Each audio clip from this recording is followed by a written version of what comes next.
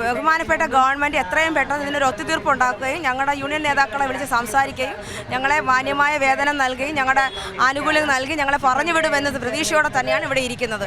ഞങ്ങൾക്ക് ഫീൽഡിൽ നിന്നും വിളികൾ വരുന്നുണ്ട്.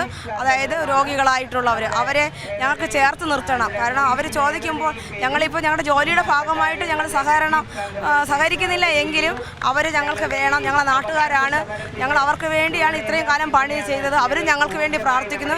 എത്രയും പെട്ടെന്ന് നിങ്ങളെ ഒത്തുതീർപ്പാക്കട്ടെ, ദൈവം നിങ്ങൾ അനുഗ്രഹിക്കട്ടെ എന്നാണ് നാട്ടുകാർ പറയുന്നത്. ഞങ്ങളിപ്പോൾ പണിയെടുക്കുന്നത് കേരള സർക്കാരിന് വേണ്ടിയിട്ടാണ്. കേന്ദ്ര സർക്കാർ നിയമന ഉത്തരവ് കൊടുത്തിട്ടുണ്ടെങ്കിലും അവരതിന് വേണ്ടതായ എല്ലാ എമൗണ്ടുകളും ഏൽപ്പിക്കുന്നത് കേരള സർക്കാരിനാണ്. കേരള സർക്കാരാണ് അത് തരാതരം വിനിയോഗിക്കുന്നത്.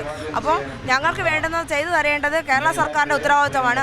60% 40% റേഷ്യോയുടെ അടിസ്ഥാനത്തിലാണ് വിഹിതങ്ങൾ കേന്ദ്ര വിഹിതവും സംസ്ഥാന വിഹിതവും ആശാ വർക്കേഴ്സിന് വേണ്ടി നൽകുന്നത്.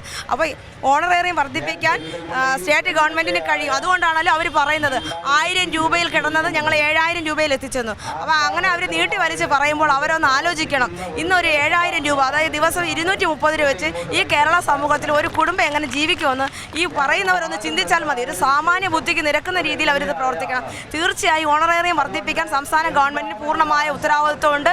അവർക്കതിന് കഴിയും. അവരാരോടാണ് ഈ വാശി കാണിക്കുന്നത് ഞങ്ങൾക്ക് മനസ്സിലാകുന്നില്ല.